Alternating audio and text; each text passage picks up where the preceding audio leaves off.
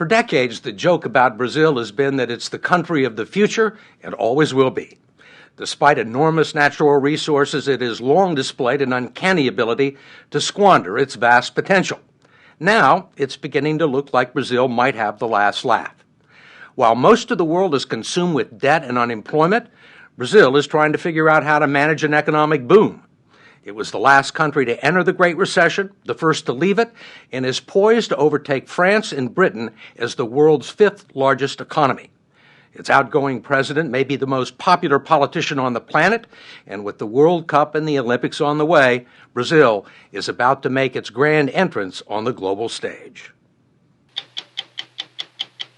The story will continue in a moment.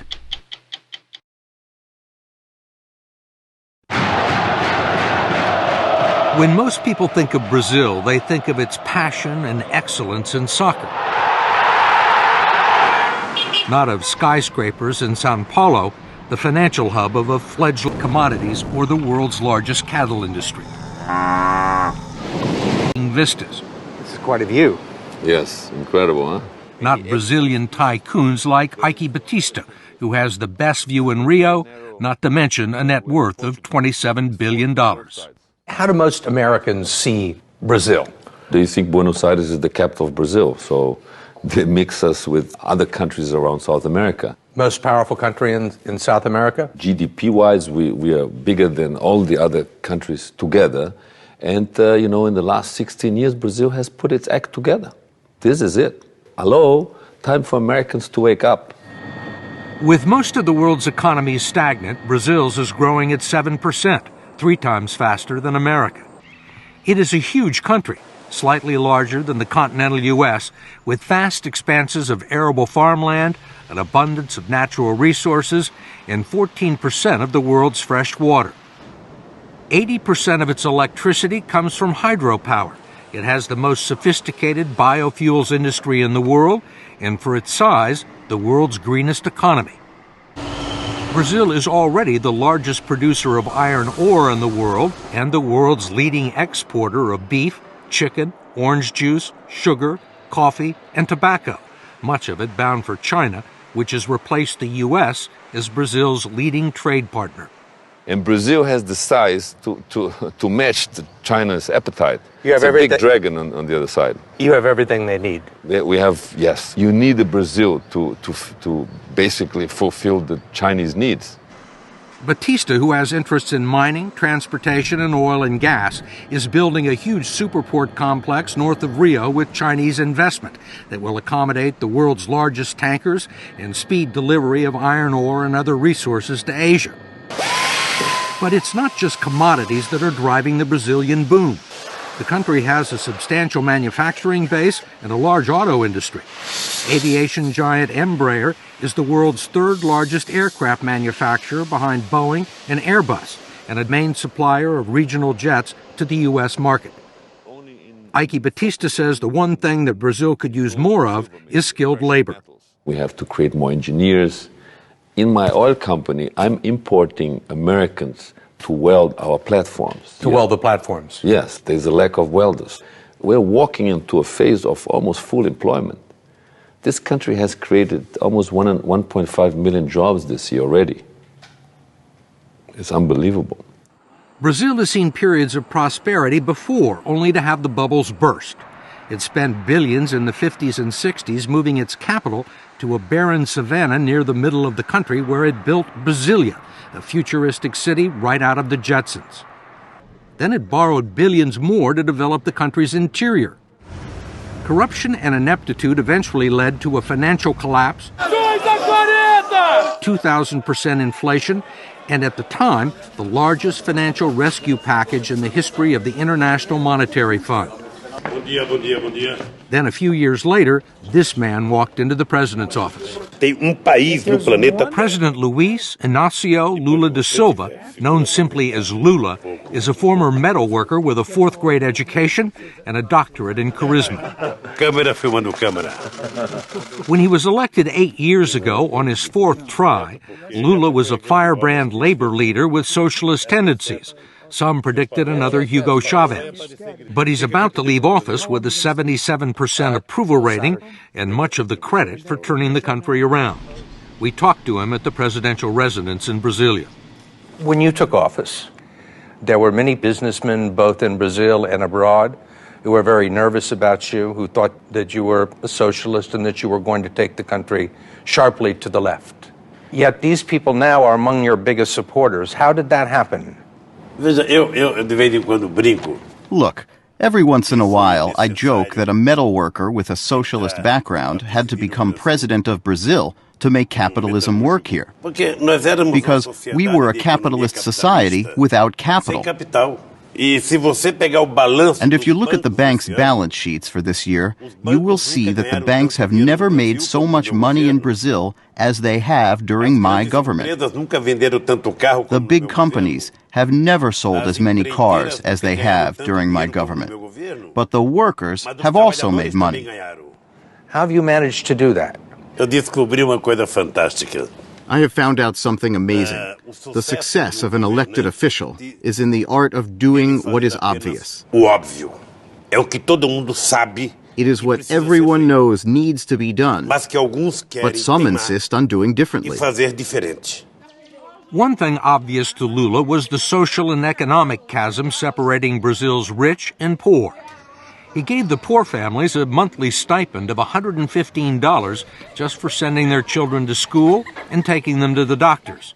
The infusion of cash helped lift 21 million people out of poverty and into the lower middle class, creating an untapped market for first-time buyers of refrigerators and cars. But he was also far friendlier to business than anyone expected, encouraging growth and development and maintaining conservative fiscal policies and tight banking regulations that left Brazil unscathed by the world financial crisis. Lula was the right man at the right time, it seems. You have to admit it. You know, he's a kind of pop star. Eduardo Bueno is a colorful commentator and best-selling author of popular Brazilian history. What's his secret? He's streetwise, I guess you can say that. He knows people. He knows the feeling. He knows what they want. He knows how to deal with the rich. He charms President Obama. And he also charmed the international committees that awarded Brazil the 2016 Olympics and the World Cup of 2014, political victories that announced the country's arrival as an international player and will present some challenges for Brazil's next president. She is Dilma Rousseff, Lula's former chief of staff and his hand-picked successor, who was elected in October because he was ineligible for a third term. There are people that believe that once you were gone, Brazil may revert to its old ways. Will the momentum continue once you leave office at the end of the year? If there's something I am proud of, it is to have told my people that we are not second-class citizens, that we can get things done. We can believe in ourselves, and then people have started to believe. There are still some non-believers. Given its checkered record for living up to its promise, the rap against Brazil is that it lacks ambition. It's called the Brazilian way. Why do something today that you can pay someone to do the day after tomorrow? Brazilians put up with incredibly high taxes on almost everything, have a high tolerance for corruption, bureaucratic red tape, and according to Eduardo Bueno, harbor a secret love affair with incompetence. President Charles de Gaulle of France once said that Brazil is not a serious country. Do you believe that? Is Brazil a serious country now? It's not a serious country in several instances because they say that they're going to do something and then don't do something. Here in Rio de Janeiro, you can invite someone to your house, they say they're going to come and they then show up and they don't think it's, no, who cares? But how can you do business in a loose way? How can you run a country in a loose way?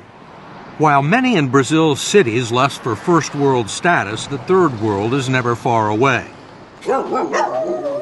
For decades, Brazil ignored the festering slums known as favelas, which wrap around Rio, overlooking some of the most valuable real estate in the city. They have been staging areas for street crime against tourists and safe havens for drug gangs so well armed that they brought down a police helicopter a few years ago with heavy machine gun fire. Finally, after years of looking the other way, the military police have begun to move. The revolution. I myself did not believe this 3 years ago. There is a solution for slums all over Brazil. But there are also some massive problems with infrastructure.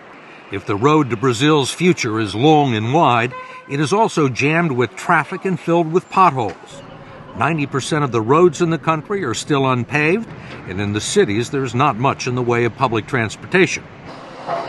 And already there are major delays in the building and renovating of stadiums for the 2014 World Cup. FIFA, the World Soccer Organization, says Brazil is way behind in making preparations for the World Cup. Will the country be ready? Primeiro, nós precisamos tomar cuidado. Look, first, we need to be careful about European perfectionism, because everything that happens here in the South, they think they know better than us. Então, Well, the Europeans may put their minds at ease because we will organize the most extraordinary World Cup ever. What they didn't make in 500 years, they want to make in 4, because the World Cup is going to be in Brazil. Do you think they'll be ready? No, I don't think it's going to be ready, especially because Brazilians don't mind to be late. You know, they think, just get a little late. What's the problem? They're going to be planting the grass while the ball was already rolling. Whatever happens in Brazil, no one will be able to blame it on a lack of money. That's because 150 miles off the coast lie what are believed to be the largest discoveries of oil found anywhere in the world in the past 35 years. Petrobras, the state-owned oil company, is preparing to drill 20,000 feet below the surface of the Atlantic to reach oil fields that sit underneath layers of salt beds. This oil story is $1 trillion story right in front of us here. What do the offshore oil discoveries do for Brazil? What do they mean for the country's future? It means, we should be producing in excess of 6 million barrels a day.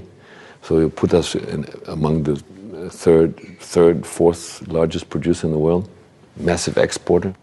President-elect Dilma joked that the oil discoveries were just the latest proof that God is Brazilian.